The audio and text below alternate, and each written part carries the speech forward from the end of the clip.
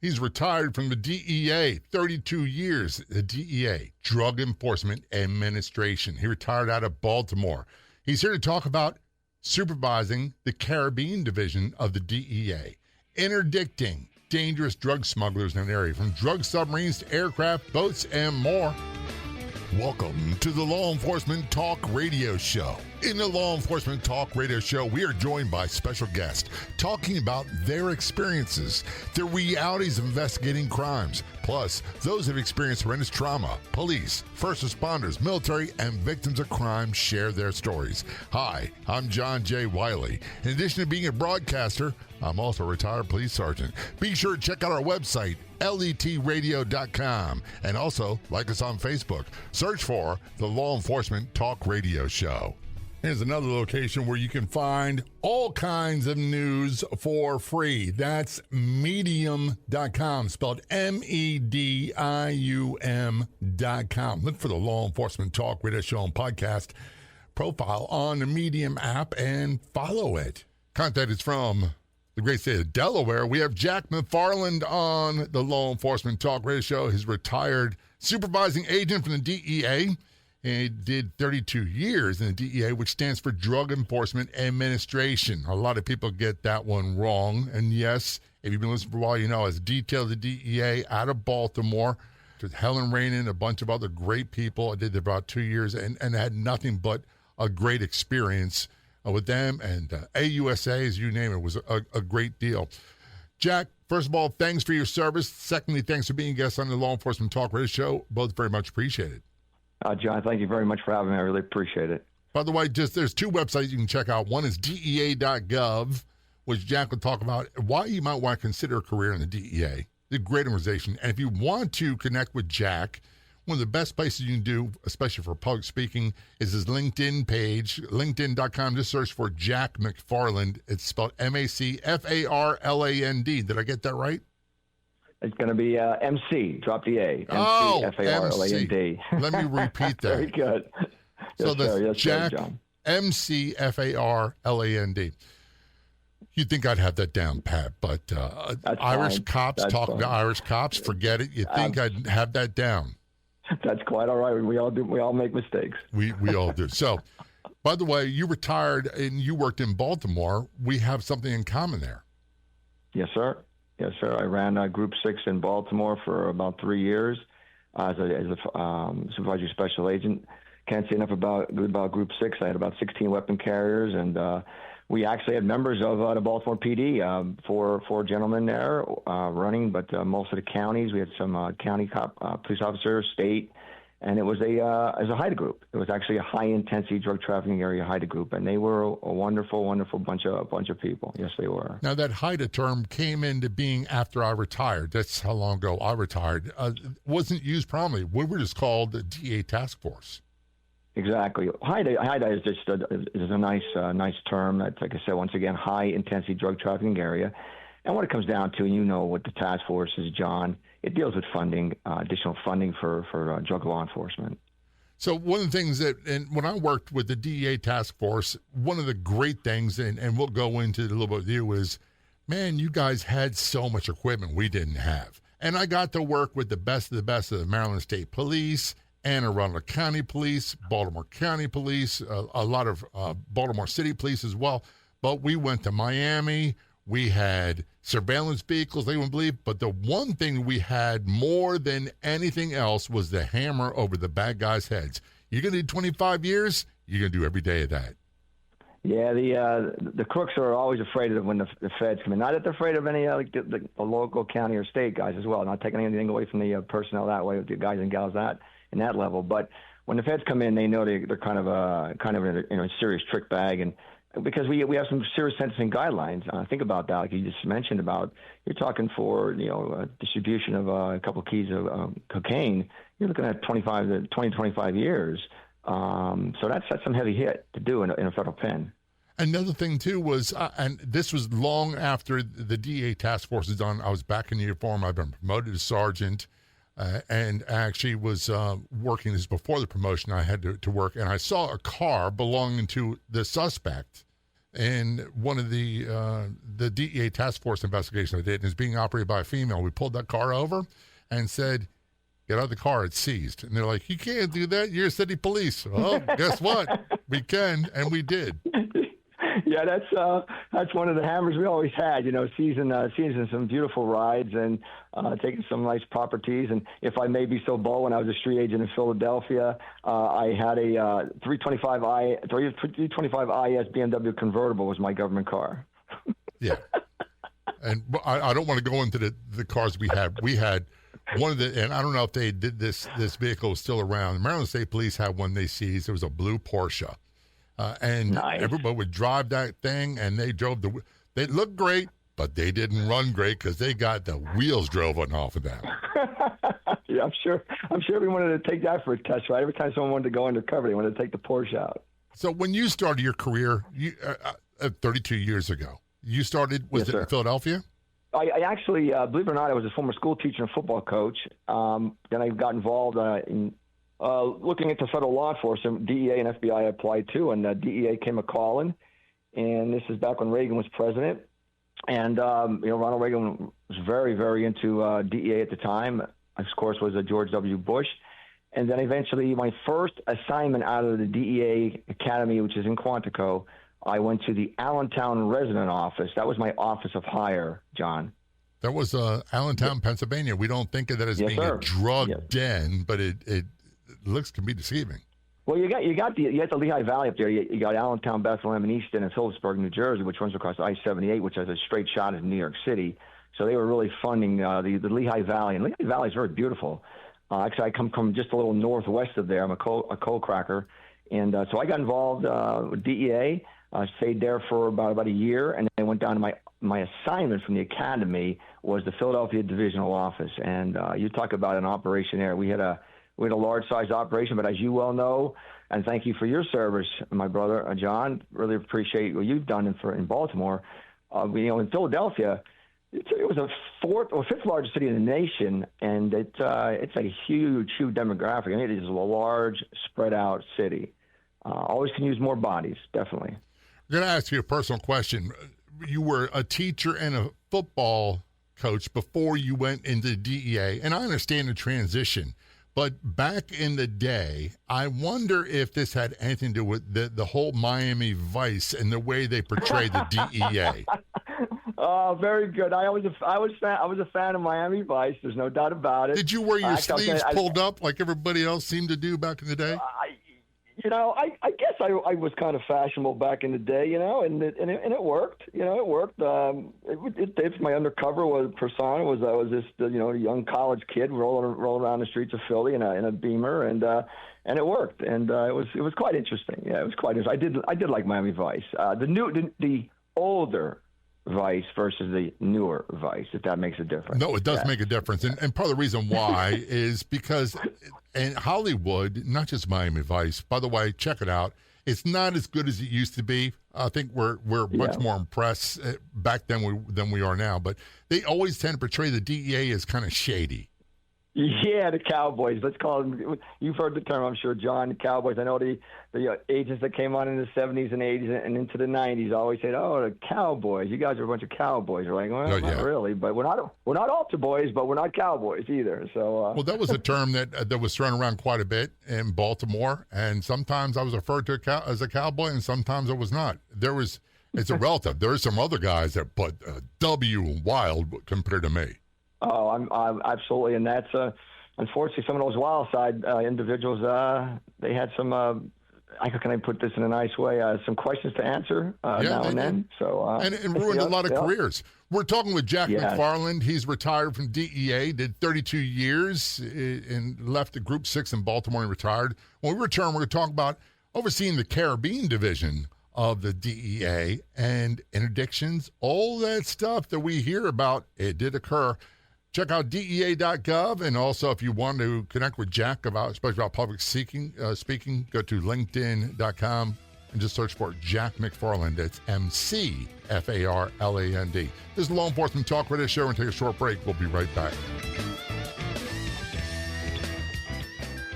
Are you a fan of true crime shows? How about true crime with a twist? People that actually investigated crimes, what they did, what they experienced, or trauma survivors. Often crime-based, but not always. Impact on them and what they did to build their lives afterwards. All for free. Just go to our website, letradio.com. It's L as in Lincoln, E as in Edward, T as in Tom, radio.com. letradio.com. You'll find it all there for free.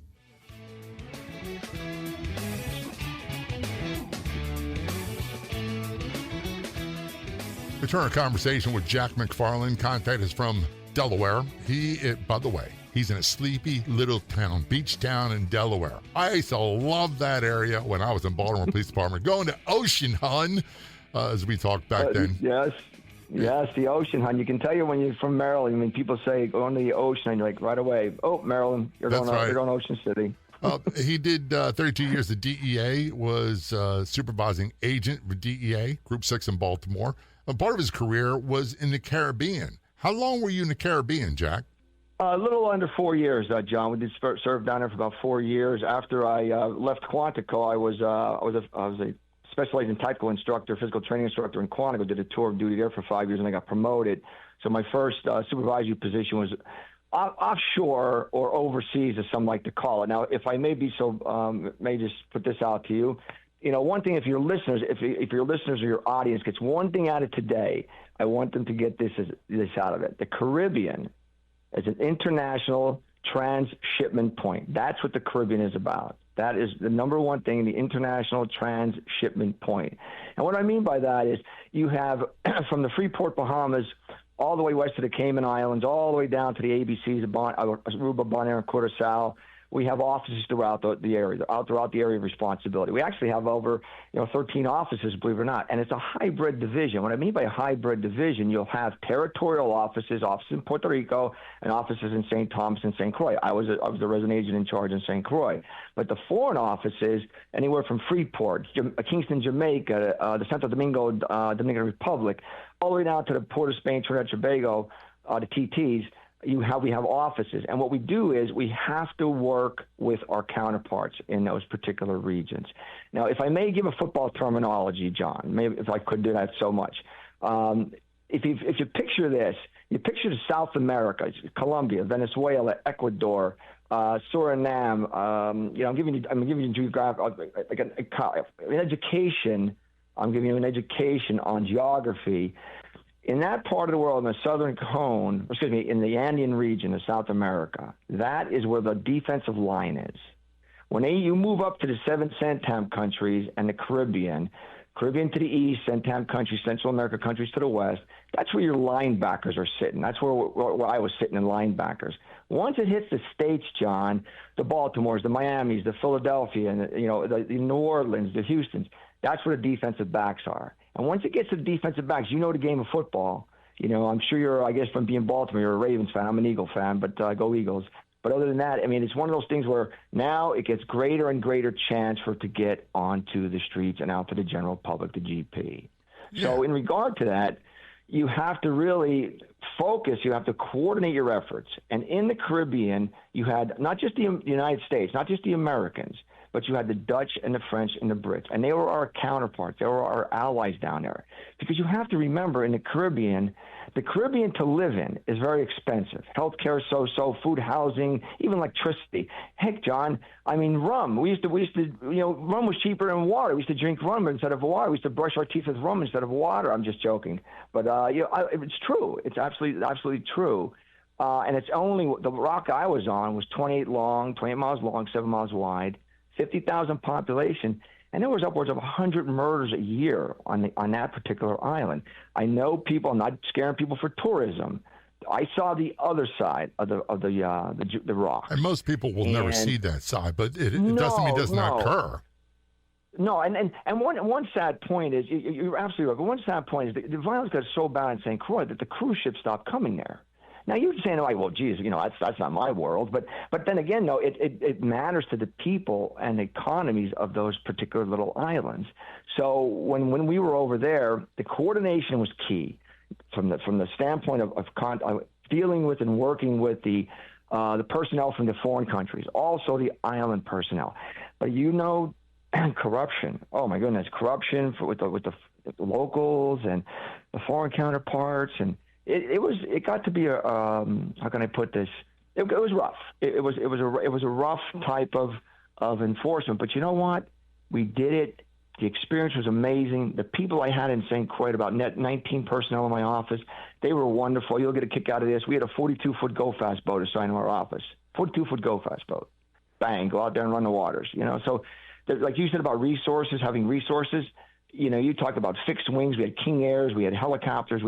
Because you're all in that region. It was nothing to be in St. Croix in the morning and you're flying over to the Don Rep for a meeting in the afternoon, or I used to have to go over to, because of the Dutch and the French and the Brits, and my counterpart in St. Thomas, Charlie, we'd have to go over to the Martins and have meetings over with the Dutch, the Brits, and the French. And they used to always say to us, and here come the Americans. Here come the Americans. Here come the Cowboys. Yeah. Here comes the Cowboys. Because why is that? Because a lot of times our greatest ally was Mick. He was in charge of the British. And the Brits over in Tortola really had the same mentality we did. Not taking away from the French or the Dutch, but sometimes they're a little blase, but that means a little like, one day here, one day there, we'll figure it out. Because we used to drop, of course, 110s in there with the Coast Guard. We would drop, the Navy would come in, the Brits would bring the ships in as well. And it was quite active. It was very, very quite active. It really, really was. And if I may be, I just keep talking. I know I'm saying a little bit, maybe talking too fast for you. I'm trying to get it in. Is that maybe that's a Philly in you coming out? Picture this. So here you are. Now there's a freighter coming off the water, say in Venezuela. Now that freighter is going to stay in the inside of the Caribbean Sea. It's not going to bump out to the Atlantic Ocean yet. So if you're looking at a map, it stays in the sea. Why is that? Because it's calmer in the sea. Then it bumps up and it goes up. Now, two options. Option one, when he gets up into our neck of the woods, the northern part of, like, if you picture like the Caribbean, it's kind of like an elbow sort of. You come up into that elbow area. They can break for either Africa, the continent of Africa, or Lisbon, Portugal to Europe. Or they'll continue up the chain. They'll go to the Turks Caicos. They'll go to the Bahamas, and then they start finding a home. It's going to be either in South Florida. It's going to be either Jacksonville. Could be Charleston. Wherever they can, they go all the way up to Boston. And inside that is the cargo. Right. Is going to be the dope. So what happens then is, if you got a ship involved, which we did in Philadelphia back in the day, we actually had to take a shipment of cocaine, about 1,000 keys, up to Montreal, Canada. So we knew where it was. It was in lumber. We busted it open, got all the dope, and we had a controlled delivery. Picture this, Johnny. I'm sure you've done controlled deliveries in your career. We went from Philadelphia all the way to Montreal, Canada with the RCMP and dropped this off and worked the case with them. It was magnificent. And but people don't really understand that. They think, oh, well, how does it get in here? They fly it in. Well, that's true. They can mule it in. Go to BWI Airport. A couple people out of Puerto Rico are carrying some dope because they got paid a couple grand. You right? And on that note, we're going to take a short break because there's many different ways of smuggling in. We're talking with Jack McFarland. Jack is retired DEA supervisor, supervising agent. He retired at Group 6 in Baltimore, did 32 years total. We're talking about the Caribbean Division. He was there for 4 years. When we return to our conversation, we're going to talk about smuggling interdiction of dangerous dealers, what a lot of people don't think about, from drugs, submarines, to aircraft and boats. Go to DEA.gov and find out why this might be a career for you. And if you want to hook up with Jack, just check him out on LinkedIn, linkedin.com. Search for Jack McFarland. This is Law Enforcement Talk Radio Show. We're going to take a short break. We'll be right back. If you want to be a guest on the Law Enforcement Talk Radio Show, simply contact us. It couldn't be easier. You can send us a message on Facebook. Look for and like the Law Enforcement Talk Radio Show page, or email jay@letradio.com. That's JAY@letradio.com.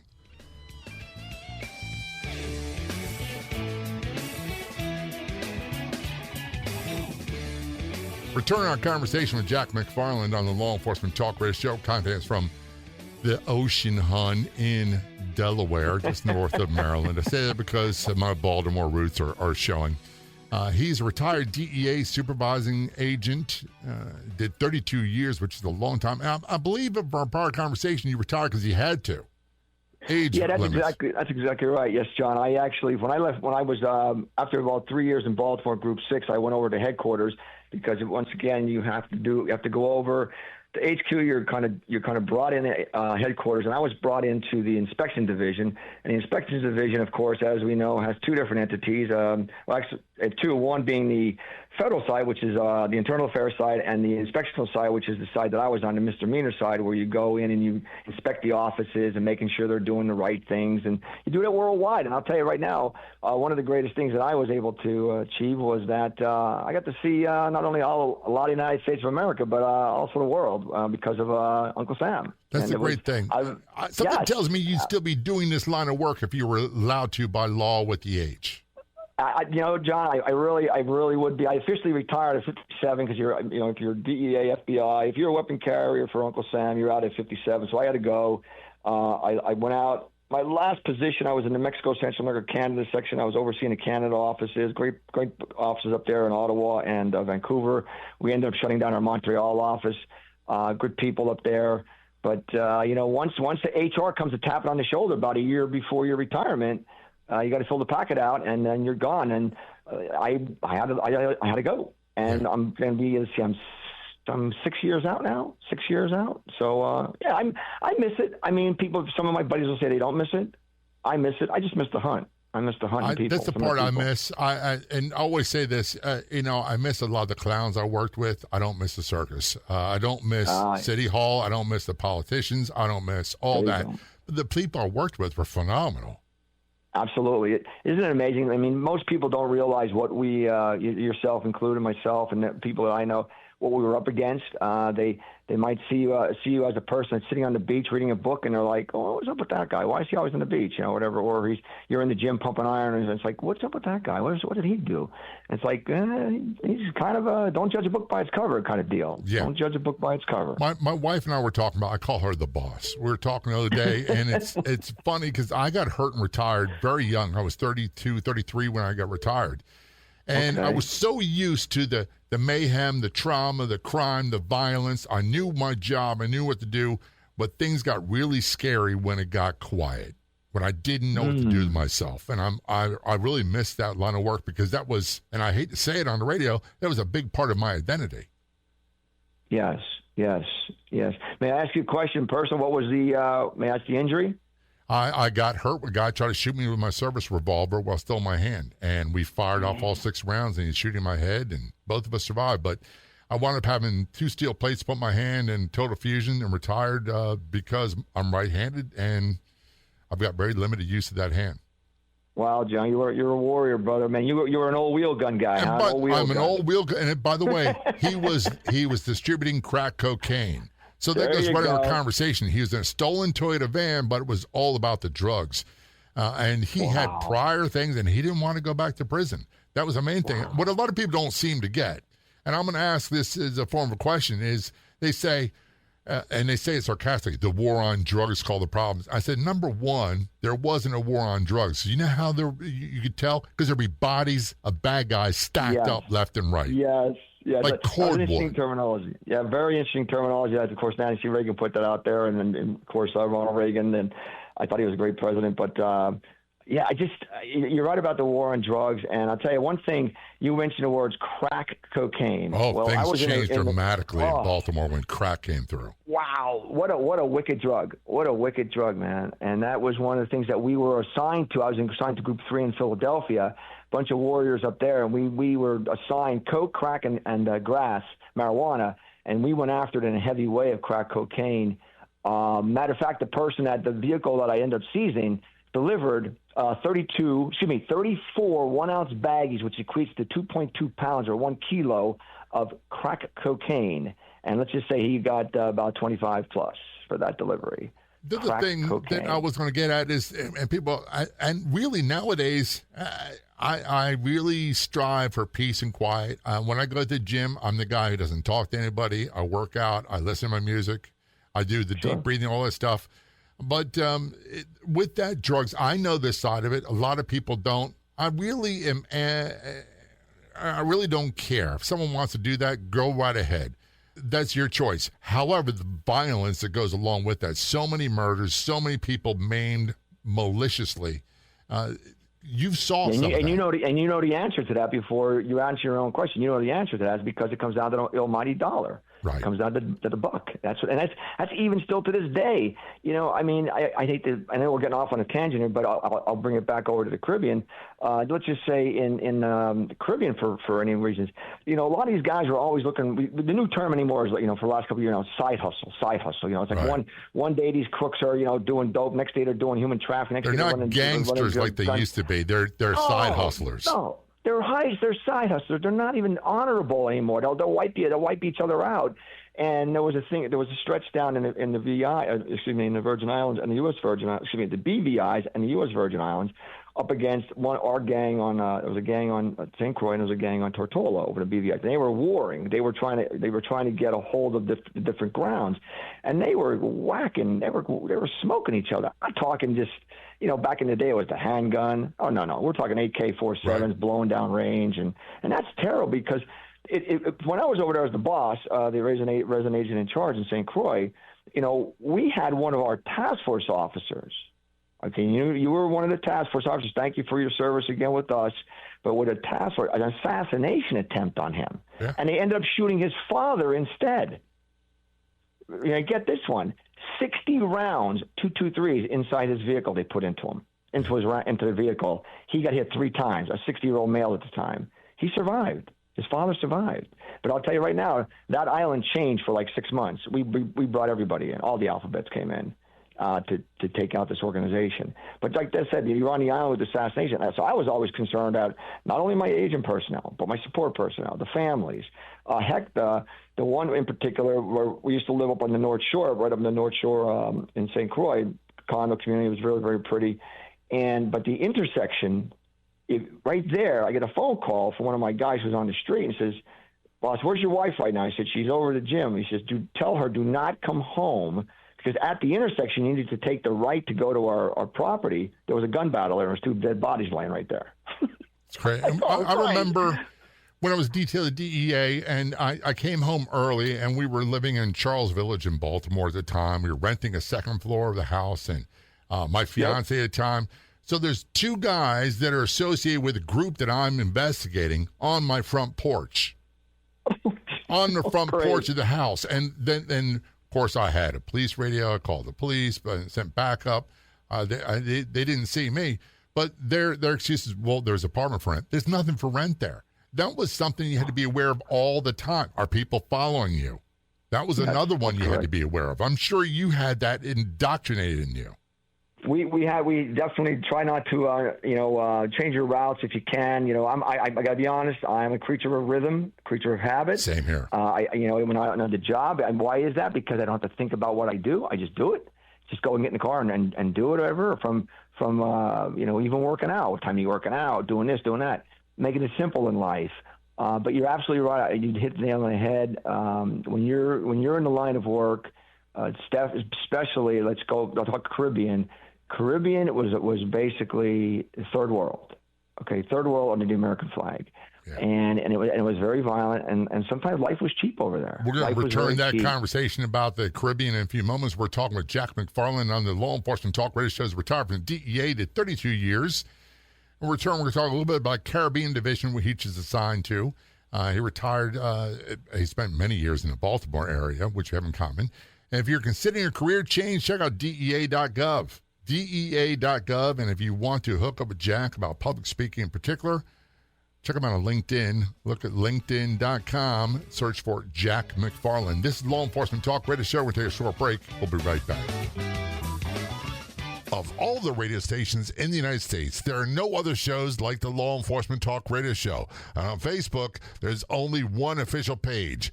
Do a search on Facebook for the Law Enforcement Talk Radio Show. And be sure to like the Law Enforcement Talk Radio Show Facebook page.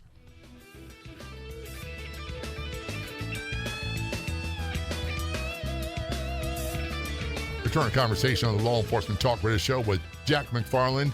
Contact is from Delaware, the ocean of Delaware, and I say it very fondly. I have great memories of that area. He's retired from the DEA. He was an agent that did a lot of supervision and did 32 years in there. And part of that career was spent in the Caribbean. And by the way, if you want to hook up with him about doing some public speaking, check him out on LinkedIn.com. Just search for Jack McFarland, McFarland.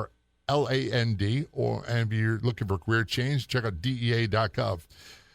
One of the things that blows my mind, and I'm going to ask as a forward question. So we know that a lot of the cocaine comes from South America. We know that a lot of other drugs come from Europe, Afghanistan, other ones. The Caribbean is a transportation area where not much is produced there, but a lot of drug activity, a lot of pirates and all that stuff still goes on today, doesn't it? Yes, it does. You know, you think about this in 1493 when Christopher Columbus came and discovered St. Croix, and we honor him every October. He was a pirate. The man was a pirate. It's modern-day piracy down there. Drugs, guns, and human trafficking come through there every day. And you're absolutely right in reference to, you know, the trafficking of moving packages, the transportation, the shipments, the movements, and until it gets into the distributional stage, you know, from when they leave the location in South America and they move up into the Central Americas, every mile that they move north, dope north, money south, those packages get more and more expensive.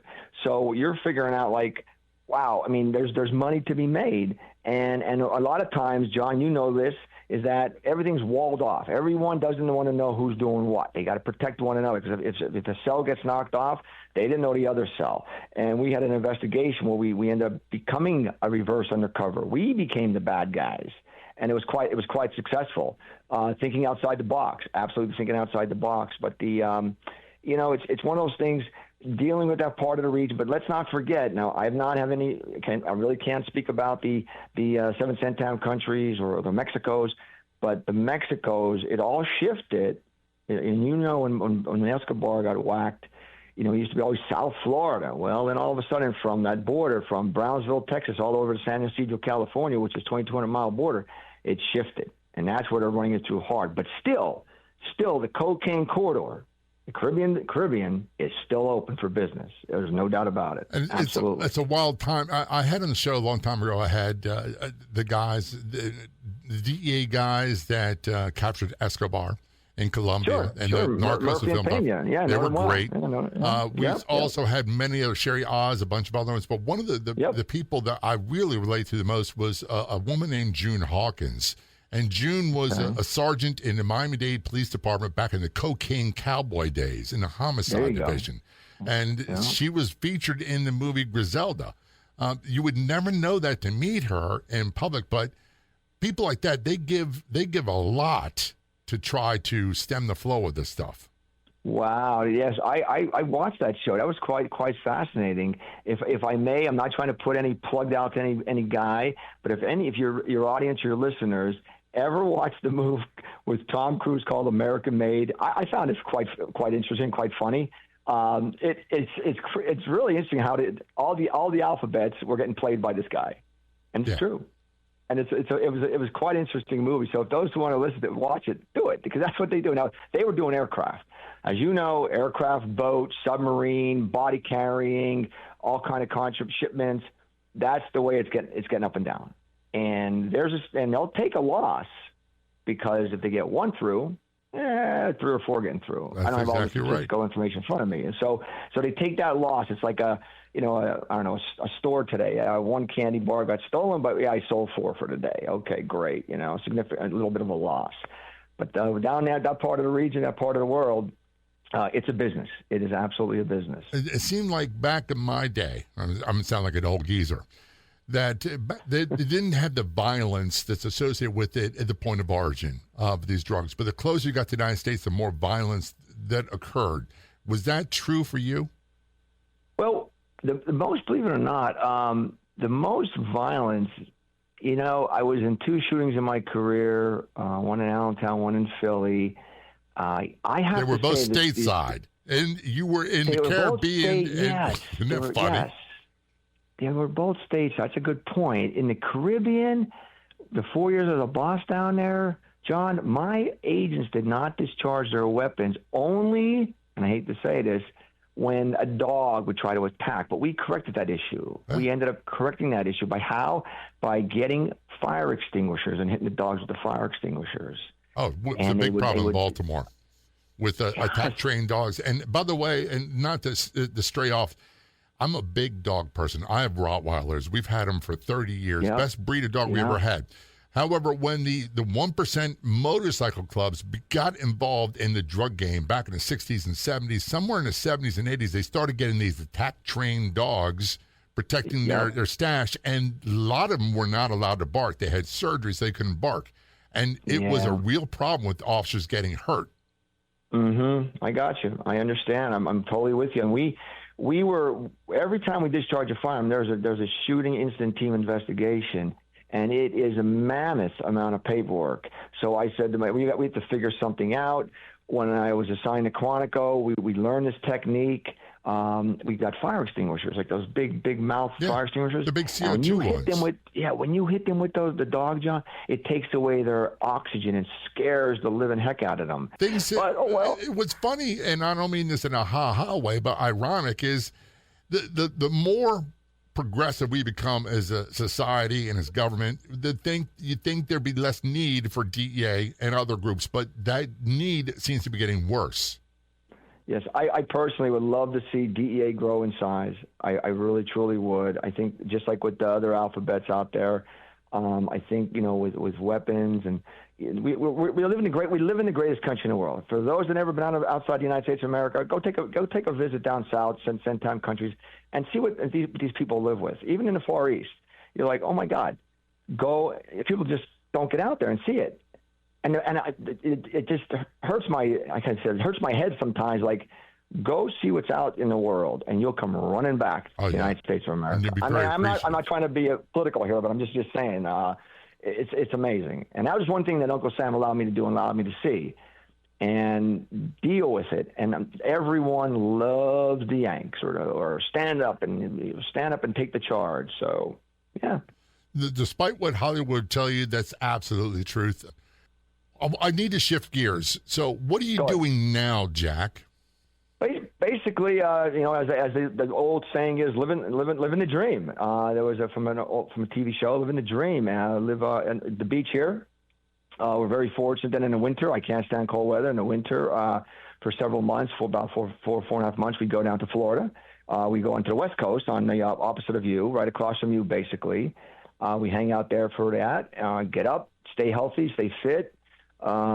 Just enjoying life. I mean, if something comes across my desk, like doing a nice podcast of this, and by the way, congratulations on you being nominated #1 law enforcement in the nation for 2025 for a million podcasts. Very, very cool. Done several. I'd like to keep doing more. If I get opportunities to go out and speak on motivation, teamwork, leadership, passion, I'm available. I'll come out and do it. But I just been trying to stay healthy and living life and loving, giving back. Actually, we give back every year. My senior football player buddies, every first week of October, or first Saturday of October, we go and we give a gift to the team up in Pennsylvania. I went to a Catholic school. I'm sure, were you a Catholic school? Oh yeah, I was from 1 through 12, man. So we got to give back because these Catholic schools don't have a lot, and we give gifts. And this year's gift, if I may be so quick on this, John, if you don't mind, our gift for this year is they have a locker room called the Blue Room, and we're going to buy them a 55-inch color TV with a drink refrigerator, a PlayStation with an extra controller, and some football games. Boom. I hope I didn't That's great. say the wrong thing. But no, you did good. Jack, first of all, I want to thank you for your service, and it's very much appreciated. I know what that involves. A lot of people don't. I'm glad you were able to spend some time talking about that. And thanks for being guest on the Law Enforcement Talk Radio Show. Both very much appreciated. Thank you very much, John. I really appreciate it, and back at you, sir. If you're on the Clubhouse drop-in audio chat app, be sure to look for me and follow me. My name's John, the letter J, Wiley, W-I-L-E-Y. You can also search for @LET Radio Show. That's John J. Wiley, W-I-L-E-Y, @LET Radio Show on the Clubhouse drop-in audio chat app. I'd like to thank our guests for coming on the Law Enforcement Talk Radio Show. The Law Enforcement Talk Radio Show is a nationally syndicated weekly radio show broadcast on numerous AM and FM radio stations across the country. We're always adding more affiliate stations. If you enjoyed the podcast version of the show, which is always free, please do me a favor and tell a friend or two or three. I'll be back in just a few days with another episode of the Law Enforcement Talk Radio Show and Podcast. Until then, this is John J. Wiley. See ya.